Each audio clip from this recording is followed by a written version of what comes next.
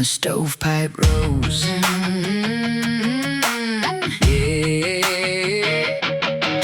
Barefoot running through the morning dew, chasing summer days, the sky's so blue. Blackberry stains on my fingertips, sweetness lingering on my childhood lips. The eastern shore where the salt air meets the pines, where love and peace was woven in those tangled vines. I can still see Papa's boots by the door, and Granny in her apron doing what she always did before.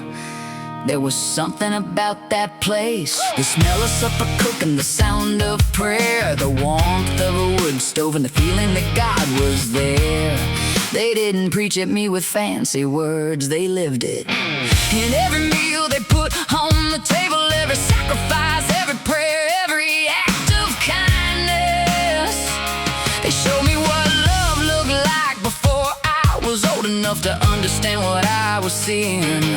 And there beside that old farmhouse where life was simple and the soil was worked by hand, something was growing, not just crops, not just livestock, something deeper, a harvest of faith, a harvest of kindness, a harvest of love. And somehow, through the hands of my Pap and Granny, Jesus was planting something in me. I didn't know it then, but I see it now.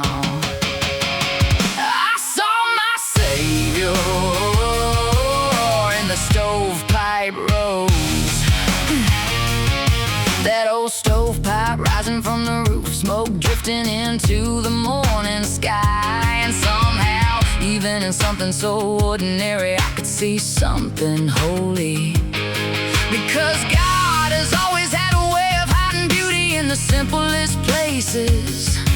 A farmhouse, a field, a wood stove, a grandmother's hands, a grandfather's boots, and a little girl running barefoot through the grass. Oh, that wood stove glow, warming more than just a room. In a simple farmhouse built on solid ground, there was a quiet grace where the Spirit flowed. And I saw my Savior in the Stovepipe Rose. Maybe that's why I still remember it so clearly. 'Cause some places aren't just places, some memories are seeds, and some people are the hands God uses to plant them. I didn't understand what they were giving me then, but now I know they were giving me a picture of Jesus. Not perfect people, just faithful people who loved Him and lived what they believed. And maybe that's what faith is supposed to look like. Not always loud, not always standing on a platform. Sometimes it looks like putting food on a table, praying over your family, working the land, showing mercy, forgiving, loving when it costs you something. Sometimes the greatest sermons are lived long before they are spoken. And I hear it now.